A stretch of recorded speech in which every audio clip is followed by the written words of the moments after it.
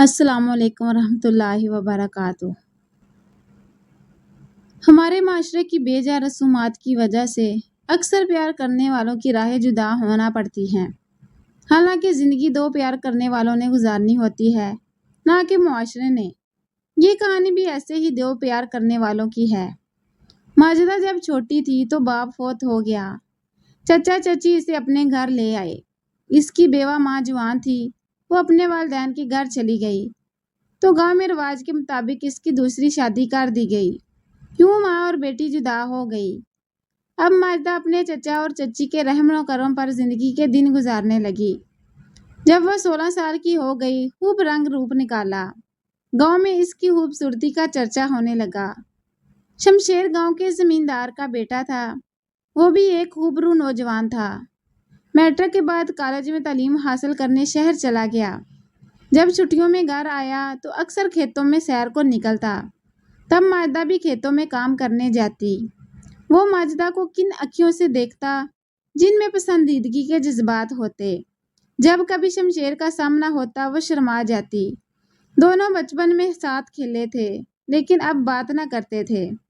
دیہات کی کھلی فضا میں پرورش پانے والی لڑکیاں پردے کی پابندی سے آزاد ہوتی ہیں۔ بچپن میں سبھی بچے ساتھ کھیلنے کی وجہ سے ایک دوسرے سے آشنا ہوتے ہیں۔ بڑے ہو کر معاشرتی پابندیاں معصوب زمانے کے ان ساتھیوں کو جدا کر دیتی ہیں۔ یہی حال ماجدہ اور شمشیر کا تھا۔ وہ اب زمانے کی پابندیوں میں جکڑے ہوئے تھے، دل ابھی تک ایک دوسرے کے لیے بچپن کی خوشگوار یادوں سے معمور تھے۔ وقت نے کچھ موقع دیے، دونوں کو بات چیت کرنے کا موقع ملا تو ایک دوسرے سے اپنی پسندیدگی کا اظہار کر دیا۔ یوں وہ اب لوگوں کی نظروں سے چھپ کر باتیں کر لیتے تھے۔ ایک دن دونوں ندی کنارے باتیں کر رہے تھے کہ ایک عورت نے دیکھ لیا اور جا کر ماجدہ کی چاچی کو بتا دیا کہ اپنی لڑکی کی خبر لو، کچھ پتہ بھی ہے کہ تباہی تمہارے گھر پر منڈلا رہی ہے، زمیندار اور مزارے کا بھی کبھی میل ہوا ہے۔ ماجدہ کی چچی نے شوہر سے کہا، تھوڑی سی عزت ہے ہم غریبوں کی، وہ بھی تمہاری بھتیجی مٹی میں ملا دے گی۔ اس دن ماجدہ گھر آئی تو چچا نے اسے خوب مارا اور اس کا گھر سے نکلنا بند کر دیا۔ انہی دنوں ایک دور کے رشتہ دار کا پیغام ماجدہ کے لیے آیا ہوا تھا۔ اس شخص کا نام احسان تھا۔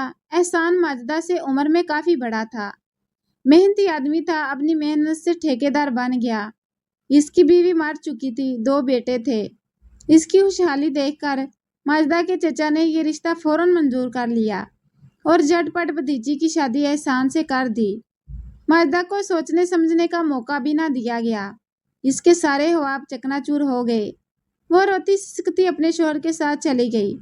شمشیر دل سے ماجدہ کا گرویدہ تھا، اسے ماجدہ کی شادی کا بہت دکھ ہوا۔ وہ بے بس تھا، باپ کے سامنے دم نہیں مار سکتا تھا۔ ماجدہ کا گھرانہ اس کے ہم پلہ نہیں تھا، اس لیے وہ خاموش ہو گیا اور ہمیشہ کے لیے اپنا گاؤں چھوڑ کر چلا گیا۔ ماجدہ کا شوہر عمر رسیدہ تھا، دونوں کا جوڑ نہ تھا۔ وہ شوہر کو ذہنی طور پر قبول نہ کر سکی مگر بیزاری کا اظہار نہیں کر سکتی تھی۔ زبردستی اس کے گھر میں گزارا کرنے پر مجبور تھی۔ تاہم اسے شوہر کے ساتھ ساتھ اپنے چاچا اور چچی سے بھی نفرت ہو گئی۔ شادی کے بعد وہ اب چچا اور چچی سے ملنے نہ جاتی تھی۔ تاہم احسان اچھے دل کا مالک تھا، وہ ماجدہ کا خاصا خیال رکھتا تھا، جانتا تھا کہ بیوی اس کو پسند نہیں کرتی اور آرزودہ رہتی ہے، تبھی اسے خوش رکھنے کی پوری کوشش کرتا تھا۔ سال بعد ماجدہ نے بیٹی کو جنم دیا جس کا نام آشما رکھا گیا۔ بالکل خوبصورت شکل میں ماں پر تھی، لوگ کہتے بڑی خوبصورت ہے۔ اللہ البتہ نصیب اچھے کرے۔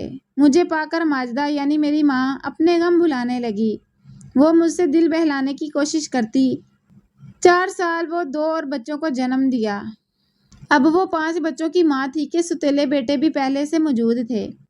میرے ان ستیلے بھائیوں میں سے ایک کا نام سہیل اور دوسرے کا ریاض تھا۔ یہ چھوٹے ہی تھے جب میری ماں سے ان کے والد نے شادی کی تھی۔ میں اپنے والدین کی شفقت کے سائے تلے پلی بڑھی۔ میرے یہ ستیلے بھائی جو ماں کی ممتا سے بچپن میں محروم ہو گئے تھے، وہ میری ماں کو اپنی ماں جانتے تھے۔ ہم تینوں چھوٹے بہن بھائیوں سے بہت پیار کرتے تھے۔ ہم بھی ان سے پیار کرتے کیونکہ ہم سب کا باپ ایک ہی تھا، بے شک مائیں الگ الگ تھی۔ میں 16 سال کی تھی جب والد صاحب ایک حادثے میں اللہ کو پیارے ہو گئے۔ میری ماں کی زندگی میں ٹھہراؤ آ چکا تھا۔ ایک بار پھر ابا کی وفات سے بھونچال آ گیا اور گھر کا نظام دھرم برم ہو گیا۔ ابا کی وفات کے 6 سال بعد ایک دن اماں اسی گاؤں گئی تو وہاں ایک شادی میں ان کا سامنا شمشیر سے ہو گیا۔ وہ ایک دوسرے سے مل کر بہت خوش ہوئے۔ دونوں نے جدائی کے زمانے کا حال ایک دوسرے کو کہہ دیا۔ ماجدہ اب بیوہ تھی اور شمشیر کی بیوی مر چکی تھی۔ اس نے میری والدہ سے کہا، قدرت نے ہمیں ایک بار پھر جائز طریقے سے ایک ہو جانے کا موقع دیا ہے، کیوں نہ ہم شادی کر لیں؟ امی نے جواب دیا، شمشیر یہ ممکن نہیں ہے، میرے بچے ہیں اور 2 بڑے بیٹے ہو چکے ہیں، وہ اب کبھی مجھے شادی کی اجازت نہیں دیں گے۔ تم ان کی پرواہ نہ کرو، وہ تمہارے ستیلے بیٹے ہیں، بڑے ہو چکے ہیں تو خود کو سنبھال لیں گے۔ تم مجھ سے نکاح کر لو، بعد میں جو ہوگا دیکھا جائے گا۔ غرض اس نے اس قدر اصرار کیا کہ میری ماں اس بات پر راضی ہو گئی۔ شاید وہ سوچتی ہو کہ شمشیر مالدار ہے، اس کے ساتھ شادی ہوگی تو ہم تینوں چھوٹے بچوں کو سہارا مل جائے گا۔ ماں کو خدشہ تھا کہ بیٹی جوان ہے اور دونوں چھوٹے لڑکے بھی حد سے سمجھدار ہو چکے ہیں، وہ بھی بڑے بھائیوں کا ساتھ دیں گے، تب میں کیا کروں گی؟ تاہم شمشیر نے یہ کہہ کر نکاح پر راضی کر لیا کہ فی الحال بچوں کو ان کے باپ کے گھر رہنے دو، جب ہم نکاح کر لیں گے تو پھر ان کو کسی طرح سمجھا بجھا کر لے آئیں گے۔ گھر آ کر میری ماں نے اپنی ضرورت کا سامان باندھا اور ایک دن وہ صبح یہ کہہ کر چلی گئی کہ کچھ دن کے لیے ساتھ والے گاؤں ایک رشتے کی پھوپھی کے پاس جا رہی ہوں، وہ بیمار ہے اور اس کی دیکھ بھال کرنے والا کوئی نہیں ہے، جلد لوٹ آؤں گی۔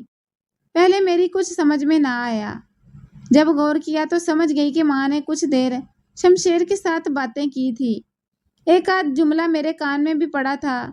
میں نے اپنے ستیلے بڑے بھائیوں سے کہا کہ ماں سے شمشیر نکاح کی باتیں کر رہا تھا، کہیں وہ اس کے ساتھ نکاح کرنے نہ چلی گئی ہوں۔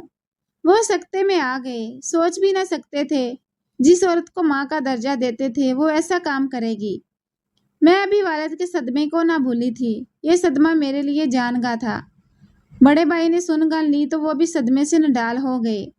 وہ سوچ بھی نہ سکتے تھے کہ ان کے مرحوم باپ کی عزت پر ماں ایسا داغ لگائے گی کہ ہر کوئی کہے گا کہ دیکھو ان کی ماں بھاگ گئی ہے۔ ان کے لیے یہ ایسا داغ تھا جس سے ہم بچوں کے آنسو بھی نہ دھو سکتے تھے۔ کچھ دنوں بعد ماں کی جدائی سے نیم جان ہو گئی۔ رو رو کر بھائی کی منتیں کرنے لگی، اللہ کے واسطے کچھ کرو، مجھے ماں سے ملواؤ، میں ان کے بغیر نہیں رہ سکتی۔ بھائی معلوم کر چکا تھا کہ ماں نے شمشیر سے نکاح کر لیا ہے اور اس نے شہر میں مکان لے کر وہاں ہماری ماں کو رکھا ہوا ہے۔ میں روتی ماں سے ملنے کی ضد کرتی، تب بھائی سمجھاتے، بہن صبر کر لو، اب تمہارا ایک غیر آدمی کے گھر جا کر رہنا ٹھیک نہیں ہے، یہ تمہارے والد کا گھر ہے اور ہم تمہارے بھائی ہیں، تمہارا اپنے باپ کے گھر میں رہنا ہی مناسب ہے، کیا پتہ وہ تمہارے ساتھ کیسا سلوک کرے، کیونکہ ہم اس کے گھر ہرگز قدم نہیں رکھیں گے۔ ماں رابطہ کرے گی بھی تو وہ اب یہاں آ کر نہیں رہ سکتی، وہ اب ہمارے باپ کی بیوہ نہیں ہے بلکہ ایک اور شخص کی بیوی بن چکی ہے۔ اس نے ہمیں آگاہ کیے بغیر اتنا بڑا فیصلہ کر لیا، بلادری کو بھی اعتماد میں نہیں لیا، گھر سے نکل گئی، ہم سب کو چھوڑ دیا، کیسے اب یہاں لوٹ کر آ سکتی ہے؟ بڑے بھائی ٹھیک کہہ رہے تھے، تاہم میں لڑکی تھی اور میرا دل نرم تھا، ماں سے بہت مانوس تھی، ان کے بغیر سانس نہیں آتا تھا، اتنی دل کو تکلیف تھی کہ بتا نہیں سکتی۔ چھوٹے بھائی بھی بڑے بھائیوں کے ہم نوا ہو گئے، وہ کہتے کہ نہ جانے ستیلا باپ کس قسم کا ہے، جو روکھی سکھی ہے، جو بھی تکلیف ہے سب قبول کر لو مگر یہیں رہو، تمہاری عمر ایسی ہے کہ ایک قدم بھی تم نے گھر سے باہر نکالا تو زمانہ ہمیں کھا جائے گا۔ ایسی باتیں کر کے اور مرے ہوئے باپ کے واسطے دے کر بھائیوں نے مجھے اپنے پاس روک لیا۔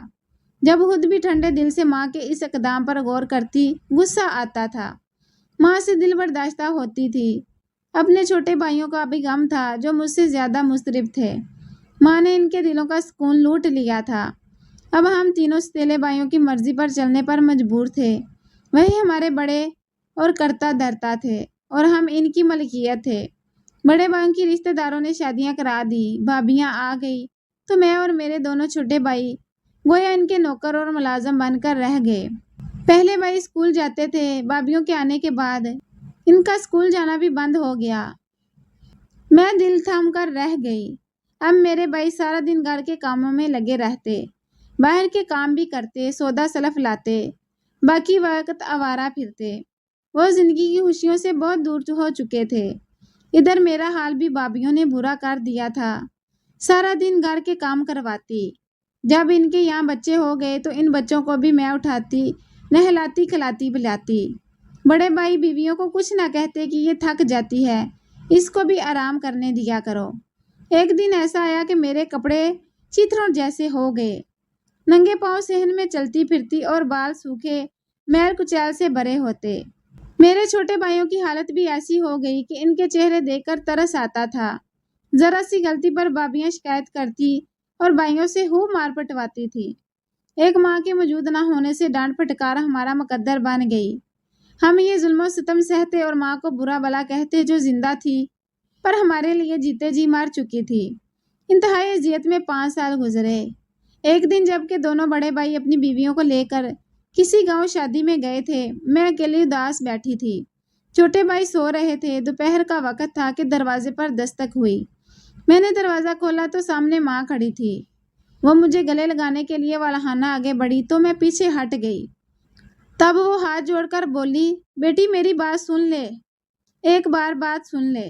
میں پھوٹ پھوٹ کر رونے لگی۔ تب کہا، دیکھ میری بچی، دوسری شادی میری مجبوری تھی۔ جس سے شادی کی ہے اس نے تینوں کو سنبھالنے کا وعدہ کیا تھا، لیکن تمہارے ستیلے بھائی میرے اور تمہارے درمیان پہاڑ بن کر حائل ہو گئے اور انہوں نے باوجود بار بار کہلوانے کے مجھے تم سے ملنے نہ دیا۔ جواب میں کہلوایا کہ اگر ماں واپس آئی تو گھر میں قدم نہ رکھنے دیں گے، اس کی ٹانگیں توڑ دیں گے، ہم شمشیر ہاں کا بھی لحاظ نہ کریں گے جس نے ہمارا لحاظ نہیں کیا ہے۔ اس وجہ سے نہیں آتی تھی کہ کہیں وہ فساد نہ کریں۔ آج معلوم ہوا کہ یہ گاؤں گئے ہیں اور تم لوگ گھر پر ہو تو میں آ گئی ہوں۔ اگر اس دوزخ سے نکلنا ہے تو میرے ساتھ چلو، اپنے بھائیوں کو بھی راضی کرو۔ میں تم تینوں کو لینے آئی ہوں، باہر گاڑی موجود ہے۔ کچھ دیر سوچا، پھر ماں کی بات سمجھ میں آ گئی۔ واقعی ہم جہنم میں تھے۔ میں نے بھائیوں کو جگایا، پہلے انہیں سمجھایا۔ وہ بیچارے خود عذاب ناک ماحول سے چھٹکارا چاہتے تھے۔ جب ماں نے رو کر ان کو گلے لگایا تو انہوں نے بھی ماں کی بات مان لی۔ ہم تینوں نے کوئی سامان نہ لیا، جیسے بیٹھے تھے ویسے ہی ماں کے ساتھ گھر سے باہر نکلے اور شمشیر کی گاڑی میں بیٹھ گئے۔ وہ ہمیں شہر لے آئے، نئے کپڑے دلوائے، بہت اچھا سلوک کیا، بھائیوں کو اسکول میں داخل کرایا۔ وہ ہر طرح سے ہماری ضروریات کا خیال رکھتا تھا۔ شمشیر واقعی بہت اچھا انسان تھا۔ ہم بے شک دوزخ سے نکل کر جنت میں آ گئے تھے۔ شمشیر نے میرے بھائیوں کو پڑھا لکھا دیا، وہ ملازمتوں پر لگ گئے، میری شادی ایک اچھے گھرانے میں کرا دی۔ آج ہم سب اپنی زندگیوں میں سیٹ ہیں اور بہت اچھی زندگیاں گزار رہے ہیں۔ کہتے ہیں ستیلے ماں باپ اچھے نہیں ہوتے، کوئی کہتا ہے ستیلی ماں بری ہوتی ہے۔ ہر ایک کا تجربہ الگ ہوتا ہے، مگر میں یہی کہوں گی کہ سبھی انسان ایک سے نہیں ہوتے۔ میری ماں ستیلی تھی تو اپنے شوہر کے بیٹوں کے لیے بہترین ماں تھی، اور میرا باپ ستیلا تھا تو وہ ایک بہترین اور اچھا انسان تھا۔ اس کی وجہ سے ہم اچھی زندگی گزارنے کے قابل ہوئے۔ اگر شمشیر ہمیں اپنی پناہ میں نہ لیتا اور ہم ماں کے پاس نہ آتے تو شاید ہمارا مقدر سیاہی کی نظر ہو جاتا۔